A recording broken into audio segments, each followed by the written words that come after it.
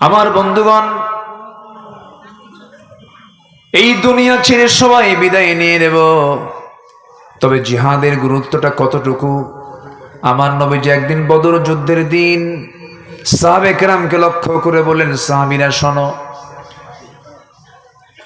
এই যে সামনে যুদ্ধ শুরু হয়ে যাবে, এই যুদ্ধে যে বান্দা অংশগ্রহণ করবে, যদি সেই বান্দা জিহাদ করতে পারে, তার পুরস্কার হলো আল্লাহ তাআলা তাকে এমন একটা জান্নাত দিবেন যে জান্নাতের প্রশস্ততা হলো আসমান জমিন বরাবর। ওই সময় একজন সাহাবী খেজুর খাচ্ছিলেন, অর্ধেক খেজুর খেয়েছেন আর অর্ধেক খেজুরটা খান নাই।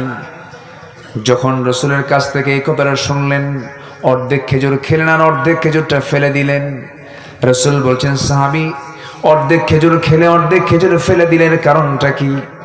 বলছে, ইয়া রাসূলুল্লাহি, আপনি যে প্রস্তাবটা দিয়েছেন, অফারটা দিয়েছেন, এই অফারটা পূরণ করার জন্য এই খেজুর আংশিক ফেলে দিলাম, এই জন্য এতটুকুন সময় আমি আর দেরি করতে চাই না। বাকি খেজুরটা খেতে যতটুকু সময় লাগবে এটা আমার জন্য লস। এক্ষুনি খেজুর খাওয়া বন্ধ করে আমি জিহাদে ঝাঁপিয়ে পড়লাম। জোরে বলি সুবহানাল্লাহ। এতটুকুন জিহাদের গুরুত্ব ইসলাম দিয়েছে।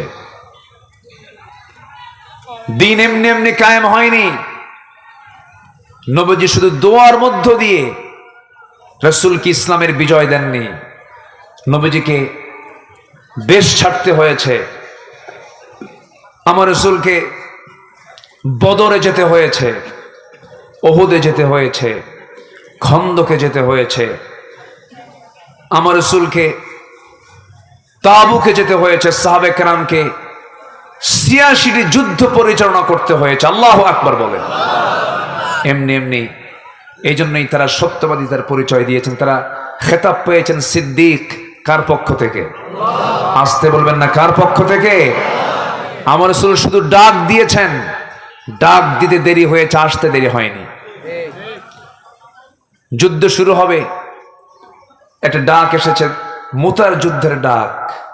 আমার নবীজি শুনলেন, বললেন, দেখো মদিনার অভ্যন্তরীণ পলিটিক্যাল সিচুয়েশন ভালো না, মুনাফিকেরা এবং ইহুদিরা বিভিন্ন নাটক সাজাচ্ছে, আমি মদিনা থেকে বের হতে পারবো না।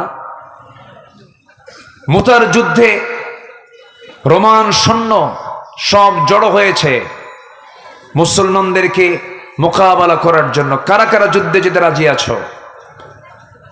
একযোগে ৩০০০ সাহাবী নবীর সামনে দাঁড়ায় গেলেন। লাব্বাইক ইয়া রাসূলুল্লাহ। আল্লাহু আকবার বলে ৩০০০ সাহাবী নবীর সামনে দাঁড়িয়ে গিয়ে বলছেন, ইয়া রাসূলুল্লাহ, আমাদেরকে অর্ডার করুন, আমাদেরকে বলুন, যা বলবেন তাই হয়ে যাবে। আমার নবীজি এই ৩০০০ সাহাবীর ভিতরে সবার আগে ১ নম্বরে ডাক দিলেন, যায়েদ এইদিকে আসো। ডাক দেওয়া হলো, তিনি চলে আসলেন, সামনে দাঁড়ালেন। রাসূল বলছেন, জাফর আমার চাচাতো ভাই, তুমি আসো। ২য় নম্বর সারিতে দাঁড়ালেন। আমার প্রিয় সাহাবী আব্দুল্লাহ বিন রাওহা, তুমিও চলে আসো। সামনে ৩ জন এক লাইনে দাঁড়ায় গেলেন। আমার নবীজি সাহাবে কেরামকে লক্ষ্য করে বলেন, সাহাবীরা, এই ৩ জনকে আমি সেনাপতি বানায় দিলাম। প্রথম জন যদি শহীদ হয়ে যায়, দ্বিতীয় জন সেনাপতি হবে। দ্বিতীয় জন যদি শহীদ হয়ে যায়, তৃতীয় জন সেনাপতি হবে। তৃতীয় জন যদি শহীদ হয়ে যায়, তোমাদের ভিতর থেকে একজনকে বাছাই করে নেবা। মুনাফিকদের এই জিনিসটা মাথায় ঢুকে গেল। মুনাফিকগুলো এক জায়গায় হয়ে ৩ সেনাপতির কানে কানে এসে বলছে, আব্দুল্লাহ যুদ্ধে যেও না, যায়েদ যুদ্ধে যেও না, জাফর যুদ্ধে যেও না, কারণ যুদ্ধের সেনাপতি একজন হয়ে তোমরা ৩ জন হয়েছ, ৩ জনেই কিন্তু যুদ্ধে গিয়ে মারা যাবে। এই ৩ জন সেনাপতি সিংহের মতো গর্জন দিয়ে বলতেছে, ও মুনাফিকের বাচ্চারা, আমরা যুদ্ধে যাচ্ছি বাঁচার জন্য নয়, আমরা যুদ্ধে যেতেছি শহীদ হওয়ার জন্য। জোরে বলি সুবহানাল্লাহ। উলাইকা হুমুস সাদিকুন। নবীজি অর্ডার দিয়ে দিলেন, যায়েদ যাও, পরিবারের কাছ থেকে বিদায় নিয়ে আসো। যায়েদ বলছেন, ইয়া রাসূলুল্লাহ, আমি আর কোথায় যাব? আমার যাওয়ার জায়গা নাই, আপনি আমাকে বিদায় দিয়ে দেন, জান্নাতে গিয়ে দেখা হবে। যায়েদ বিন হারিস যুদ্ধের ময়দানে ঝাঁপিয়ে পড়লেন। জাফর বিন আবু তালিবকে রাসূল বলছেন, জাফর, তুমি আবিসিনিয়ায় হিজরত করেছিলে, সেখান থেকে কয়েকদিন আগে এসেছো, যাও পরিবারের কাছ থেকে বিদায় নিয়ে আসো। জাফর বিন আবু তালিব বলছেন, ইয়া রাসূলুল্লাহ, আপনি যেহেতু আমাকে অর্ডার দিয়েছেন, মানা করে কেমনে গেলাম পরিবারের কাছে বিদায় নিতে। বাড়িতে ঢুকলেন, সামনে গিয়ে বসলেন। সন্তান দুইটা নাবালেগ, ছোট্ট দুইটা বাচ্চা, দুই কোলে নিয়ে আদর করলেন, চুম্বন করলেন, আদর করলেন, স্নেহ দিলেন। স্ত্রীকে আস্তে করে ডাক দিয়ে স্বাভাবিকভাবে সামনে বসায় দিয়া স্ত্রীকে মুস্কি মুস্কি হাসি মেরে বলছে, স্ত্রী, তুমি আমার জন্য দোয়া করো, মুতার যুদ্ধের ডাক চলে এসেছে, আমি যেন মুতার যুদ্ধে শহীদ হয়ে আল্লাহর জান্নাতে যেতে পারি। জাফর বিন আবু তালিবের এমন কথা শুনে তার স্ত্রী চোখে পানি টলমল করছে। স্ত্রী বলছেন, স্বামী আমার, আপনি যুদ্ধে যাবেন, আমি বাধা দেবো কেন? আপনি যুদ্ধে চলে যান, কিন্তু আমি আপনার জন্য শহীদের দোয়া না করে গাজীর দোয়া করব, কারণ আপনি যদি যুদ্ধ করতে গিয়ে শহীদ হয়ে যান, এই যে আমার আপনার সন্তান দুইটা, এরা তো ইতিম হয়ে যাবে, এরা আব্বা আব্বা বলে ডাকতে পারবে না। এই জন্য আমি আপনার জন্য শহীদের দোয়া না করে গাজীর দোয়া করি। জাফর বিন আবু তালিব করলেন কি ইতিহাস সাক্ষী। কোমরে তরবারি ছিল, কোষবদ্ধ তরবারি কোষমুক্ত করলেন। স্ত্রী হাতটা টান মেরে সামনের দিকে আগায় নিয়া তরবারির উল্টা দিক আঘাত করে বলছেন, স্ত্রী আমার, আমি যে তোমার হাতে আঘাত করলাম, হাতটা কাটছে নাকি না কাটে নাই, কেন কাটলো না? উল্টা মেরে আঘাত করেছেন, উল্টা দিক দিয়ে আঘাত করেছেন। আমি তোমার হাতে আঘাত করলাম তরবারি দিয়া, উল্টো দিক দিয়ে মারার কারণে যেমন তোমার হাত কাটলো না, আজকে আমার জন্য 1000 বার দোয়া করবে, সেই দোয়াটা উল্টা হয়ে যাবে, কারণ আমি যুদ্ধের ময়দানে যাচ্ছি। সেই যুদ্ধে, যে যুদ্ধের সেনাপতি 3 জন, আমার আগে একজন আছে, পরে একজন আছে, আমি 2 নম্বর সেনাপতি, আমি নিশ্চিত আমি শহীদ হয়ে যাব। আরেকটা কারণ হলো, আমার স্ত্রী নাকের মধ্যে জান্নাতের ঘ্রাণ পেতেছি। জোরে বলি সুবহানাল্লাহ। জাফর বিন আবু তালিব এই কথা বলে পরিবারের কাছ থেকে বিদায় নিলেন। চক্ষু বন্ধ করে ঘর থেকে একটা দৌড় মারলেন। সন্তান পিছন দিক থেকে বারবার আব্বা আব্বা বলে ডাকে রে, একটা বারের জন্য ফিরে তাকালেন না, যুদ্ধে ঝাঁপিয়ে পড়লেন জাফর। নাম্বার 3 সেনাপতি আব্দুল্লাহ বিন রাওহা নতুন বিয়ে করেছেন, বছর ঘরটা হয় নাই, দুপুরবেলা বিয়ে হয়েছে, বিকেলবেলা যুদ্ধের ডাক হয়ে গেছে। বিকেলবেলা তিনি বিদায় নেওয়ার জন্য পরিবারের কাছে চলে গেলেন। কিতাবে এসেছে, যেই ঘরে তার স্ত্রী ছিল, নতুন স্ত্রী, বাসর ঘরটা হয় নাই, সেই ঘরের পিছন দিকের শিকলটা লাগায়া দিয়া বাহির থেকে বলছে, আমার স্ত্রী চেষ্টা করলেও দরজা খুলতে পারবা না, আমি বাইরের শিকলটা লাগায়া দিয়েছি, আমি তোমার কাছ থেকে 1 দিন 2 দিন না, চিরদিনের জন্য দুনিয়া থেকে বিদায় নেওয়ার জন্য এসেছি, তুমি আমাকে বিদায় দিয়ে দিবা।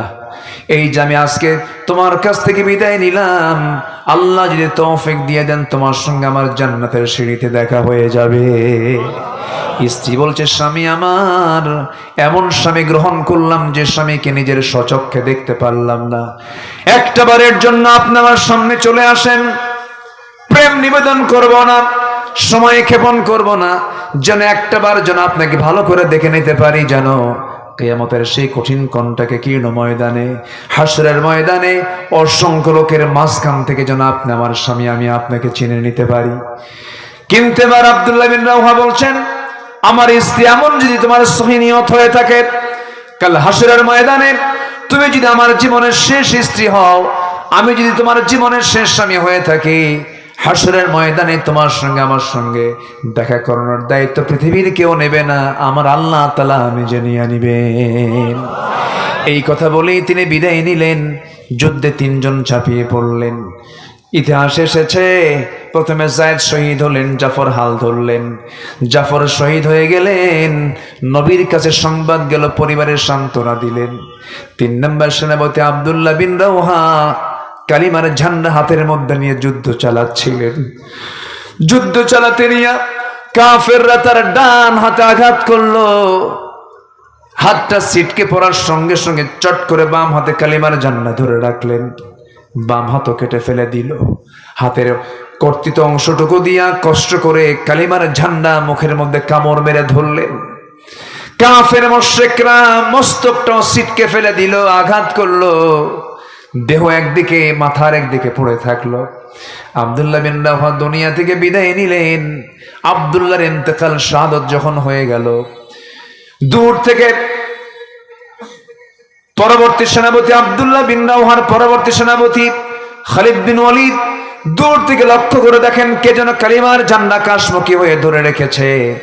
কাছাকাছি গিয়ে দেখেন কেউ ধরে রাখে নাই। 3 নম্বর সেনাপতি আব্দুল্লাহ বিন রাওহার মুখের মধ্যে কামড় মেরে কালিমার ঝান্ডা তিনি আকাশমুখী ধরে রেখেছেন। সামনে চলে গেলেন, হাতটা দিয়ে কালিমার ঝান্ডা হাতের মধ্যে নেবেন, কিন্তু কালিমার ঝান্ডা হাতে আসে না। কামড় মেরে ধরেছেন, কানের মধ্যে মুখ ঢুকায় দিয়ে বলছেন, ও আব্দুল্লাহ, আমি হলাম 4র্থ নম্বর সেনাপতি খালিদ বিন ওয়ালিদ। মুখটা ফাঁকা হয়ে গেল। কালিমার ঝান্ডা হাতের মধ্যে নিয়া খালিদ বিন ওয়ালিদ করলেন কি 3000 সৈন্য নিয়ে বালুর মধ্যে ঘোড়া দাবড়ানো শুরু করলেন। চতুর্দিকে বালু দিয়ে অন্ধকার হয়ে গেল, যুদ্ধ শুরু হয়ে গেল। এক পর্যায়ে দেখা গেল খালিদ বিন ওয়ালিদ নিজে ওই মুতার যুদ্ধে 1 লক্ষ সৈন্যের বিরুদ্ধে যুদ্ধ করতে গিয়ে খালিদ বিন ওয়ালিদ একাই তিনি 1টা 2টা 3টা 4টা নয় 8টা তরবারি ভেঙেছিলেন। জোরে বলি সুবহানাল্লাহ। মুসলমানদের বিজয় হয়ে গেল। কোথায় 3000, কোথায় 1 লক্ষ। এই অসম যুদ্ধে মুসলমানদের যে বিজয় হলো, এই বিজয়টা দিয়েছেন সংখ্যা দিয়া না ঈমান দিয়া? কে দিয়েছেন? আস্তে বলবেন না কে দিয়েছেন? আস্তে বলবেন না কে দিয়েছেন? তাহলে আমাদের সংখ্যা দরকার, অস্ত্র দরকার, না ঈমান দরকার?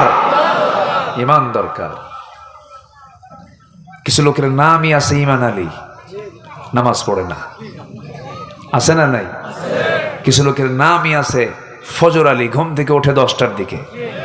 কিছু লোকের নাম আছে হিম্মত আলী, সাইকেলের চাকা বাস চলে শীত হয়ে পড়ে। নাম হলো আতর আলী, পকেটে গাজার গন্ধ। নাম হলো বাদশা মিয়া, ভিক্ষা করে বেড়ায়। নাম হলো খোকন মিয়া, বয়স হলো 85 বছর। নাম দিয়ে জান্নাত পাওয়া যাবে না, বংশ দিয়ে জান্নাত পাওয়া যাবে না। বংশ দিয়ে যদি জান্নাত পাওয়া যেত, আবু তালেবও জান্নাত পেতেন, আবু জেহেলও জান্নাত পেত, নূহের সন্তান কেনানও জান্নাত পেত, ইব্রাহিম আলাইহিস সালামের বাবা আজরও জান্নাত পেত। যদি পিতা পুত্রের পরিচয়, আত্মীয় স্বজনের পরিচয়, বংশগত পরিচয়, এগুলো দিয়ে জান্নাত পাওয়ার কোনো সুযোগ নাই। জান্নাত পেতে হলে অবশ্যই তার ভিতরে থাকতে হবে সন্দেহ ঈমান না দ্বিধাহীন ঈমান?